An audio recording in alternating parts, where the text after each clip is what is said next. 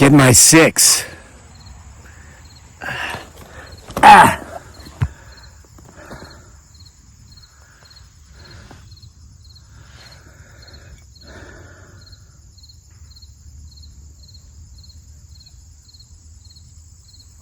Folks, I'm sitting a little more in the open today because I don't want to give him, her, it, or they the opportunity to sneak up behind me.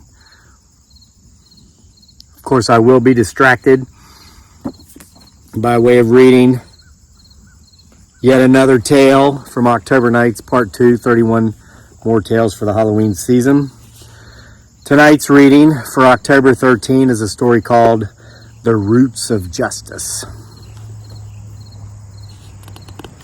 Continue to get my six, and for those of you who are new to the channel, that means watch behind me as I read. If you see anything, any anomalies, any movement, timestamp it, put the point in the video in which you believe you see something. I just felt a cold breeze go by my face. The veil grows thin as we move closer and closer to Halloween. We're here where field meets forest. We're on top of a hill where sky meets earth. And we've heard strange howls recently at night. We've found the carcasses of large mammals that were prey for a predator.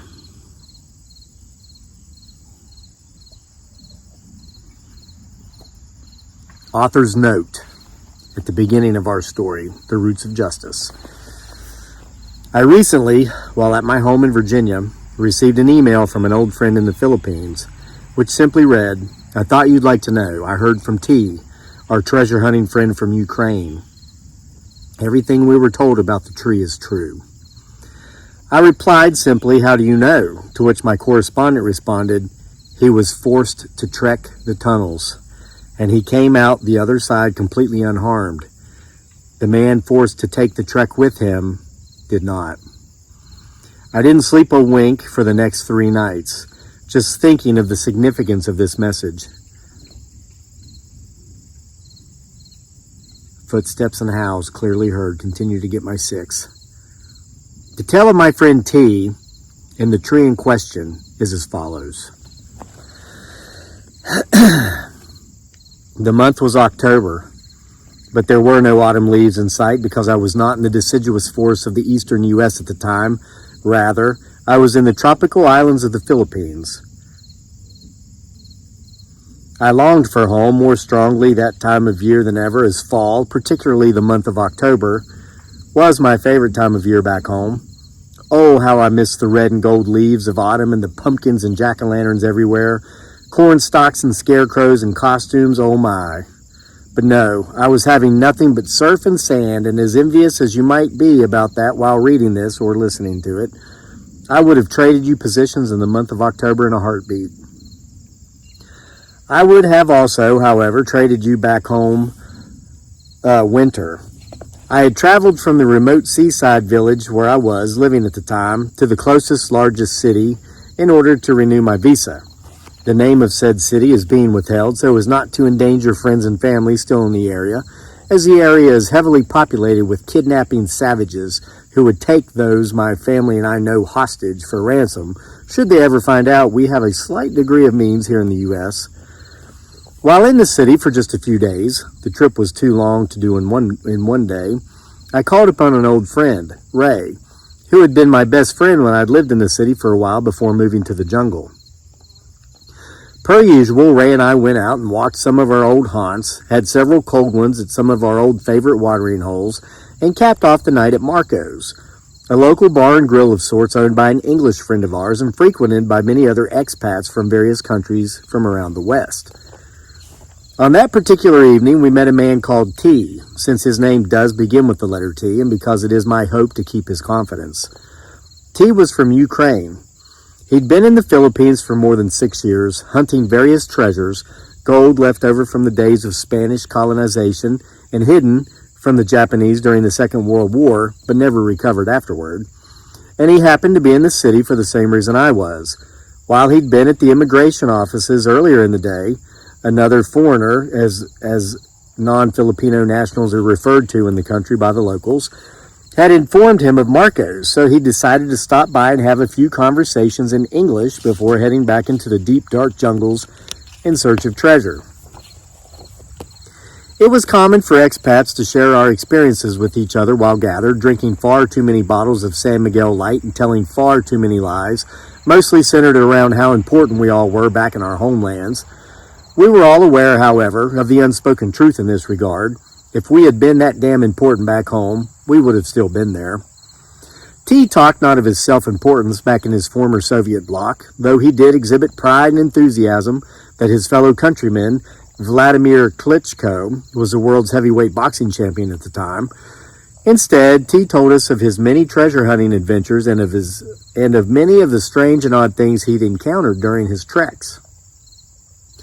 One story in particular jumped out at me. It was the story about a tree, and not just any tree, but a tree that was said to be more than 1,000 years old and extremely haunted.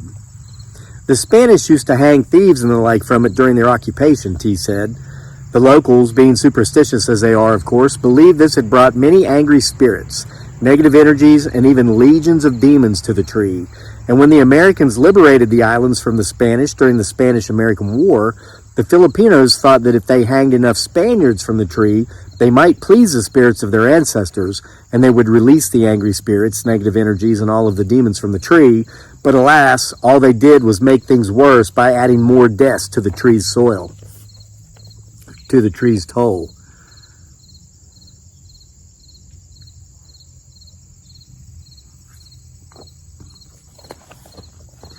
The tree at the center of the matter was a giant Balete tree, which was in a remote jungle province about 6 hours south of where we were at the time, at least as far as road travel by bus or motorcycle went. I knew that it is true that Balete trees can live for more than 1,000 years. There was one in Manila, the capital city, which was said to be nearly 1,400 years old. Balete trees, which are of the ficus family, begin life by sprouting on the limbs and branches and even the trunks of other trees. They begin life with air-fed roots, so at first their relationship with their host tree is symbiotic. Much like the Spanish wanted the Filipino people to believe their relationship would be when they first occupied the islands. However, in time, the Balete tree's roots make contact with the ground, and at that time they burrow into the soil, and the tree grows to enormous size. Some of them are over 200 feet tall, and I have seen pictures of these trees with more than 30 and sometimes 40 men encircled around their base. Needless to say, they would come to dominate the very plants that had allowed them to survive during their infancy, just as Spain would come to dominate the Philippines once they'd colonized in sufficient numbers. Folks, just on a sidebar here, which I know some people hate, some people love, Google it. This is how you spell it. Balete tree. See that? In case you don't have a copy of the book. Balete. Google that and then click images. It'll blow your mind. Some of these trees are as big around as houses. The symbiotic relationship of the Balete trees with their host ends once their roots go subterraneous. At this point, the Balete tree overtakes its host, robbing it of all sunlight and water, eventually killing it. Then its ginormous root system sprawls out and takes over other neighboring trees and does the same to them. In time and over centuries, this root system forms tunnels or caves. The roots come up out of the ground and they look like rocky ridges, and they're 20 feet high at times. You ever seen the movie Maze Runner? Those gray cement mazes? It's like that, but they're tree roots. In time and over centuries, the root system formed tunnels or caves, and anyone who's spent any amount of time in the remote areas of the Philippines where these trees are found has doubtlessly heard true story upon true story of superstition and fright associated, or have doubtless heard story upon story of superstition and fright associated with these tunnel systems. Most Westerners, however, write these tales off to just that, superstition and fright. We've all heard those stories, I told T as he finished his tale, about those big trees. Let me guess. A Capri came down and kidnapped a beautiful young Filipina maiden, and she was never seen again. Not in this tale, T said. Let's hear the man out, Kevin. Ray said, the always much more patient Englishman that he was, especially in comparison to me, his much younger and much more impatient American drinking buddy. The story I've heard is that they actually use a root system of the tree as their judicial system rather than holding a traditional court, T said. The accused is forced to trek through the tunnels. If he or she is innocent, they'll come out the other side, no problems. If they're guilty, the spirits of the deceased who hanged from the tree until death will swallow them whole within the roots, and try as they might, any seekers will never find them. They simply walk into the tunnel, and they never walk back out. Bullshit, I said. I don't believe it. Why don't you join me for an adventure? T said, challenging my opinion. According to where you said you're staying, the location of the tree isn't that far out of the way for you on your return trip. Typically, I'm one to jump at a challenge, but I'd learned by this point in the Philippines to trust no one, locals and foreigners alike, and at times foreigners less than locals. Once the local culture is firmly learned, not trusting the locals comes easily. Basically, and this goes against all forms of political correctness back in the States to state, but in the Philippines, if you're a foreigner, you are typically viewed as a walking, talking, living, breathing ATM machine, and just about anything will be said or done to get your money.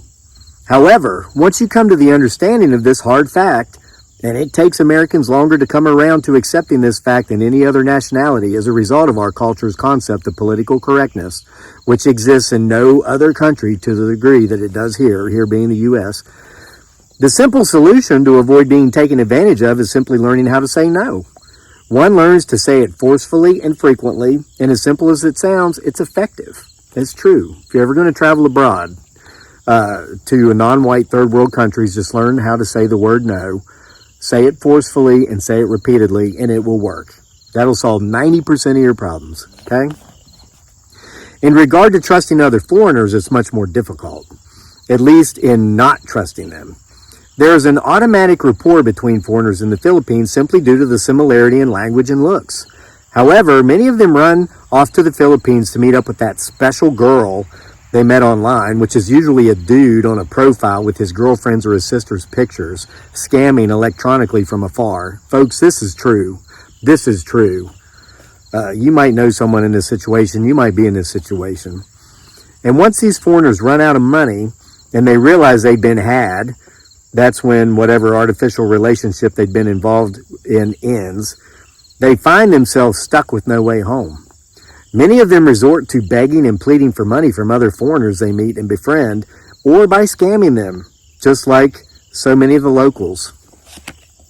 By the end of the night, and perhaps because of too many aforementioned bottles of San Miguel Light, which is domestic light beer over there, I'd agreed to join T on his adventure, and the date was set for us to leave in 2 days. The next day, when I asked my friend Ray, a man I'd always considered to be very wise, if he thought I was making the right decision to join T or not, he simply said, why not? My gut tells me he's safe, and maybe you'll end up with a story to tell. The following day, T and I traveled together by way of bus to the remote jungle village in question.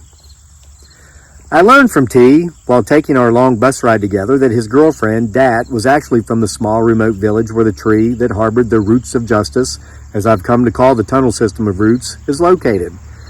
They'd been together more than a year, and she joined him on his journey to the bus interchange that led to the village, where she'd gotten off and had taken another bus back to her native village to spend time with her family while T was in the city renewing his visa.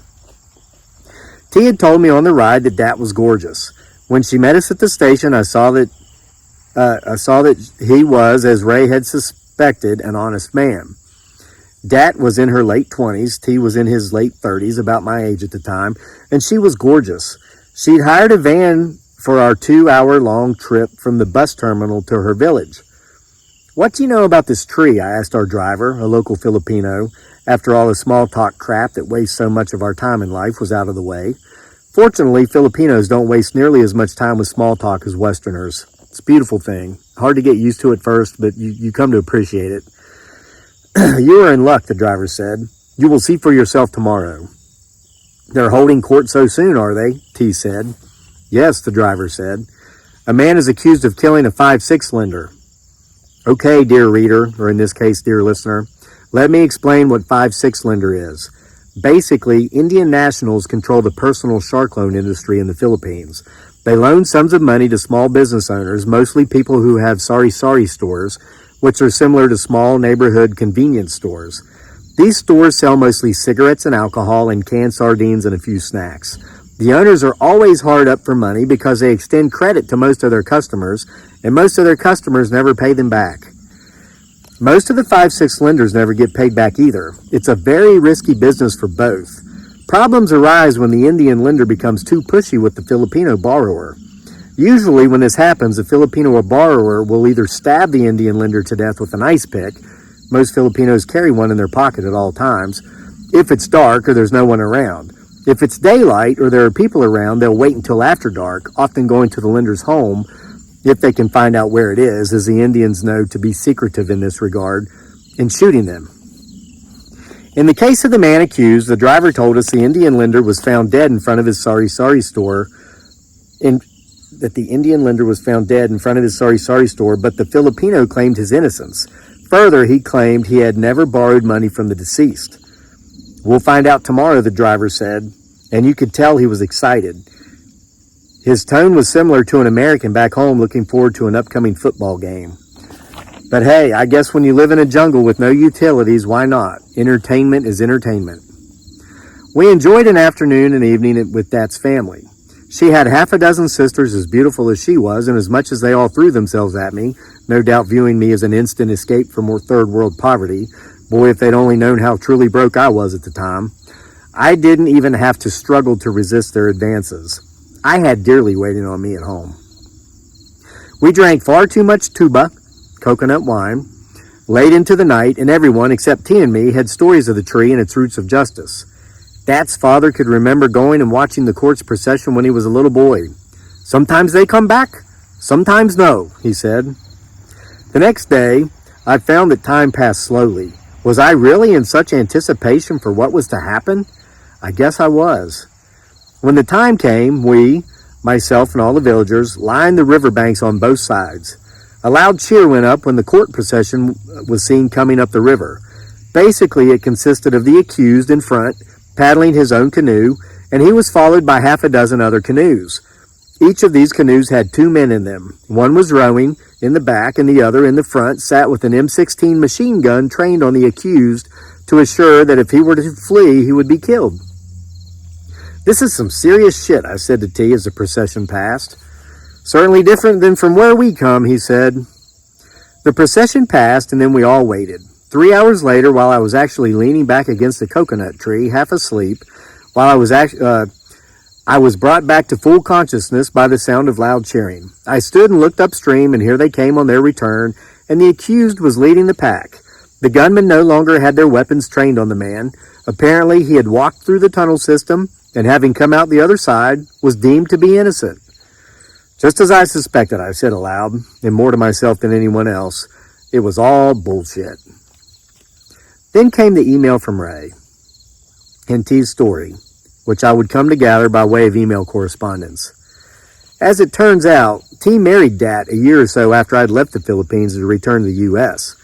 They decided to move back to her native village because they'd had a child, and they needed help. Dat's mother cared for the child while T and Dat continued with their now only occasional search for treasure, and mostly while they spent their days running their sari-sari store. Sadly, to date, T has never actually found any treasure.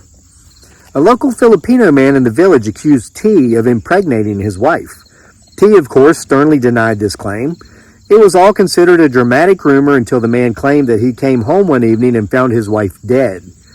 His wife had indeed been murdered, and he immediately accused T, claiming he'd killed her because he feared that when she gave birth and the baby came out half white, that the truth would be known, and upon the Filipino man's demands, T would be forced to face the tree which harbored the roots of justice. T, once again, claimed his innocence in light of the accusation that he was not just an adulterer, but now a murderer as well. The village council, with no idea of what other type of action to take, decided that T would walk the tunnels. As one could suspect, T refused, but the council of elders told him he would walk the tunnels or he would be executed on the spot. T insisted that if he were to walk the tunnels, then the Filipino man who'd accused him of murder should walk them with him, because T felt the man was the murderer anyway. T was in possession of the knowledge that the man was actually sleeping with one of Dat's sisters, and he believed the man was simply trying to get his wife out of the way so that the two of them, the man and his mistress, could be together. The council decided both men would walk the tunnels. According to Ray's emails, T told him that after he and his accuser had entered the tunnel, his accuser attacked him shortly after getting out of sight of the council. There was a gleam of sunlight coming through the roots, T had said in his email to Ray, which Ray forwarded to me, and it was then, when he could see me, that he sucker punched me from behind, T continued. I fell to the ground and he pounced upon me, but I used my size and strength advantage to get loose and on top of him. Just as I was about to beat his face off, excuse me, I just got the low bat signal there on my camera. Better hurry it up. I fell to the ground and he pounced upon me using my size and strength. Just as I was about to beat his face off, he hit me in the forehead with a stone and I fell to the ground. T went on to say that he must have been knocked for a loop because there is no way that what he saw next could have been real. I came to, he said, or at least I thought I came to, and I looked up and the man was standing above me holding a huge rock with both hands. He was about to bring it down upon my head, a blow which would have no doubt killed me, when all of a sudden it was as if ropes were cast about him, enwrapping his arms at first, then his torso, and then his legs. He dropped the stone and he screamed like no man I'd ever heard scream before or since. I shook my head, still seeing stars from the blow I'd received, but I am convinced, as sure as I'm living and breathing, that it was indeed tree roots, not ropes, that had grabbed the man. And to be damned, I saw one on one end of each root, all which reminded me of the tentacles of some hideous ocean creature, a face. All these tiny faces screaming in agony and horror at the ends of all the roots. They were filled with pain and rage, and they made the most horrific sounds as they held the man to the ground. I finally accepted that I was not seeing stars from the blow, T continued in his email to Ray. I was not in a daze. I was wide awake, fully conscious and fully aware. The only thing more frightening than this was seeing even more roots, evil tentacles with screaming faces, rushing out from the subterraneous root system of the giant tree. They completely covered the man. His screams could no longer be heard as they were muffled by the roots which now encased him, the roots of justice. And finally came the most horrendous sight of all, as these roots pulled the man into the ground, as if taking him into the belly of the tree for digestion. And once they had him underground, it all stopped. Nothing looked any different than it had before I'd been sucker punched from behind. T claims it took him close to a full hour to get through the tunnels, and that he spent an equal amount of time looking back over his shoulder as he spent gazing forward, making sure the roots would not come up behind him and make him their next meal. He knew he had not killed the man's wife, but he had no idea what past crimes for which he'd not been caught and punished the tree's roots might finally make him pay. T was met, once reaching the village on his return trip, with loud cheers. As it turns out, the man who perished in the roots of justice that day was pretty much known as an asshole by everyone in the village, and he wasn't missed. T and his wife moved out of the village the next day. They had been living happily ever after elsewhere on a beach where there are no Balete trees around for miles and miles and miles. The end. Thus concludes another reading from October Nights Part 2, 31 More Tales for the Halloween season.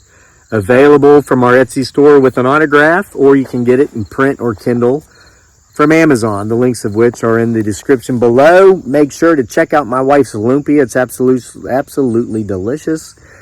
And if you can't afford the book or you simply don't want to buy it, make sure to return tomorrow night for another reading from October Nights Part 2. Going to read them all, bad words and all, as you can tell. It's funny. I was at the bookstore today. We went to the bookstore in town, and so my son could actually browse books and pick a couple out. I'm an older guy. I'm an avid reader. Finally finished Jane Eyre by Emily Bronte. Second most boring book I've ever read in my life. The first being Wuthering Heights by her sister Charlotte. Just not my thing. But I want my son to actually have the experience of browsing through books, picking them up, reading the back, putting them back, picking a couple, and he did.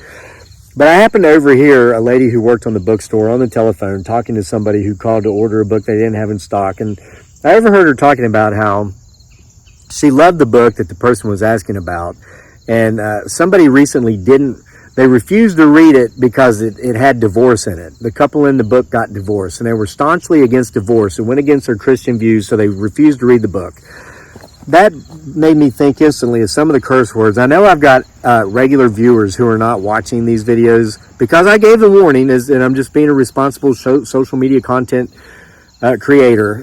There are curse words in some of these stories. These are adult stories with adult themes, adult situations, adult language. When you limit what you will read based upon staunchly closed views, you don't believe in divorce, great. Don't get a divorce. But to not read some of the great works of literature because there's divorce in the story, you're doing yourself an injustice. And to not read some of my work, which, it's not great, it's good, or to not come and listen to it for free because you don't want to buy the book, because there's curse words in it, because it's adult stories, it's adult characters using adult language, you're truly limiting yourself. You are placing limits on yourself that is really keeping you from enjoying some of the great spice in life, like divorce and foul language. Now, I hope you enjoy the rest of your evening. See you again tomorrow for more.